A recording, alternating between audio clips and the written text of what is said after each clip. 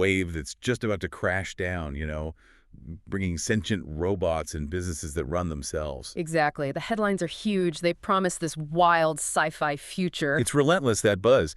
And I think, honestly, it's designed to be a little overwhelming. Well, it creates this idea that AI is a single event, something we're all just waiting for to arrive. But if you actually look behind the curtain, you realize it's not some future tech. It's already here. It's already here. It's a current reality quietly woven into the very infrastructure of competitive businesses right now globally. And that's really our mission for this deep dive. We want to cut through all that noise, all the hype, and get real about what AI actually looks like in practice today in 2025. What is it doing?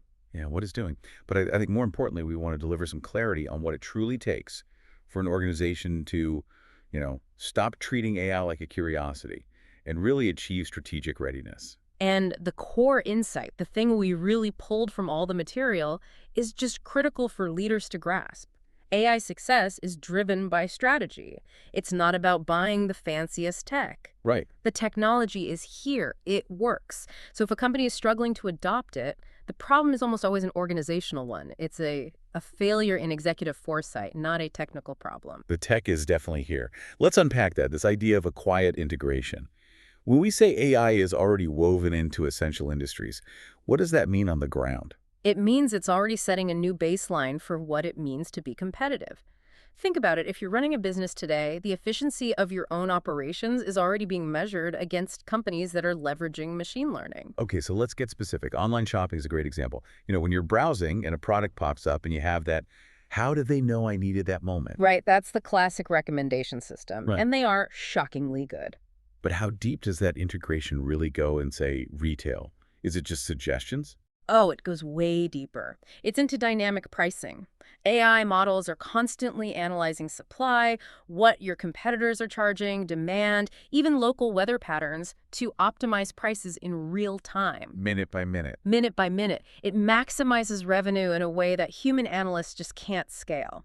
And crucially, it's the backbone for fraud detection, differentiating a real transaction from a fake one instantly, saving companies millions. Wow. Okay, so that immediately shifts the conversation from a nice-to-have convenience feature to a core financial function. Exactly. And in the physical world, like in logistics, it's even more dramatic. Base supply chain. Absolutely. The modern warehouse is less about human muscle and more about, well, machine learning models choreographing everything.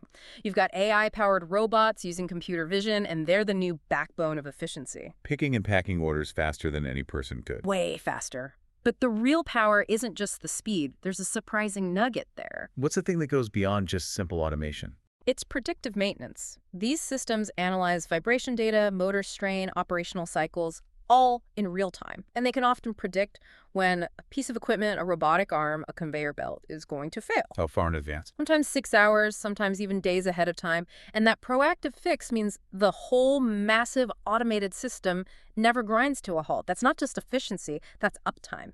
And that completely changes your cost structure. That ability to see disruption before it happens, that's what separates this from old school automation.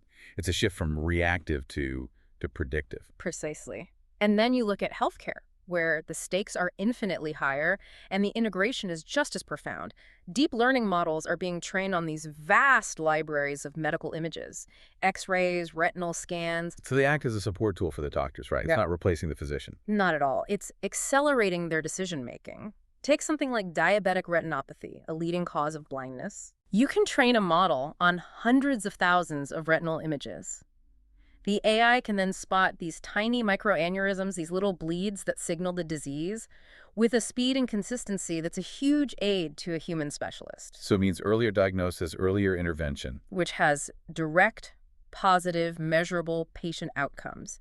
It turns a really resource-intensive diagnostic step into a fast, scalable triage system. And while that stuff seems specialized, we also see this technology, natural language processing, or NLP, in our daily lives. All the time. Anytime you ask your phone for directions, tell a smart speaker to play a song, use a search engine.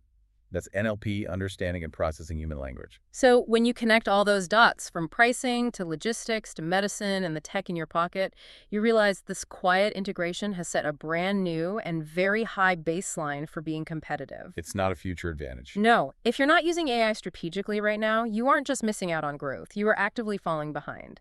This has moved from being optional to being mandatory. That paints a really stark picture.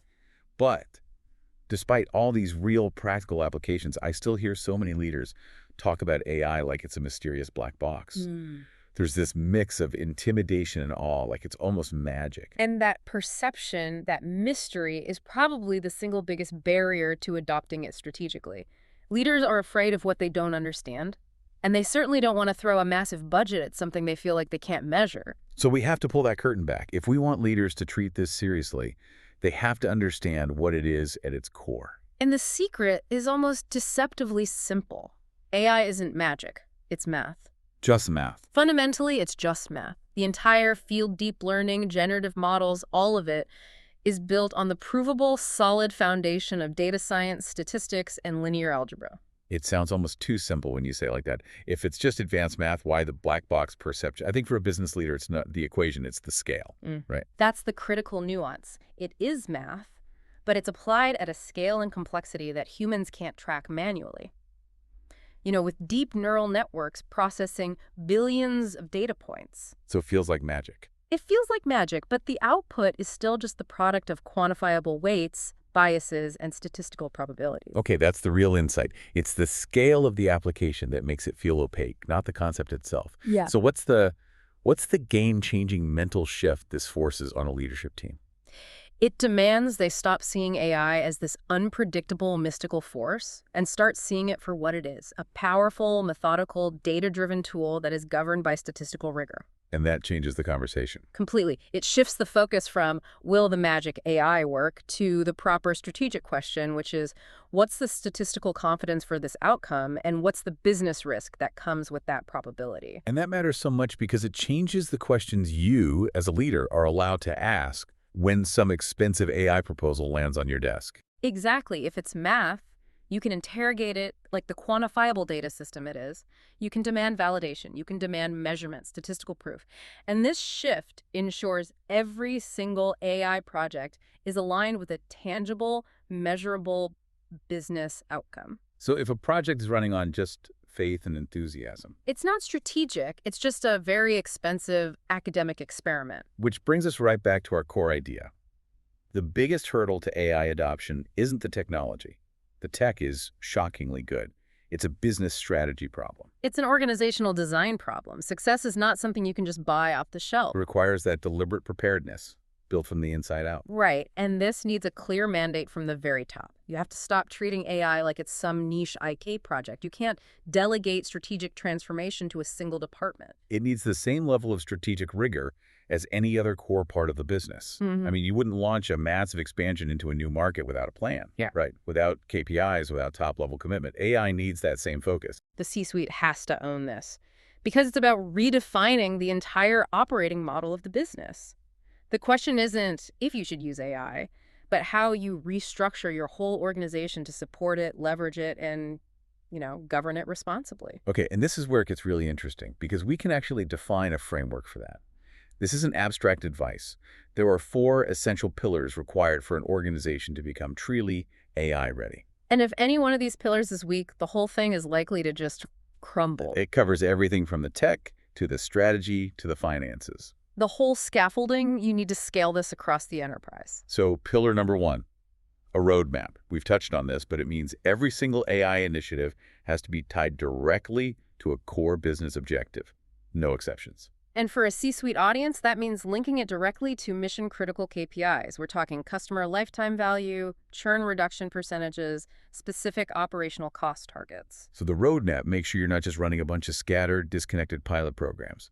Exactly. It forces you to ask the tough question. Is this AI project solving a billion-dollar problem or a $1,000 annoyance?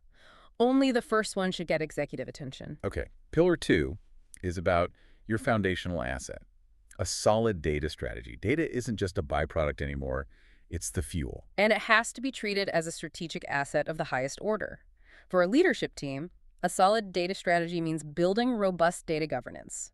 That means data lineage, knowing exactly where your data came from, How it was processed. and implementing quality control to make sure data is clean, accessible through standard APIs, and consistent across the entire organization. Poor data quality is the silent killer of AI projects. It costs So millions. it's not enough to just have a lot of data. You need data you can trust. Precisely. The integrity of your models is one-to-one with the integrity of your data. All right, moving on. Pillar number 3 is infrastructure.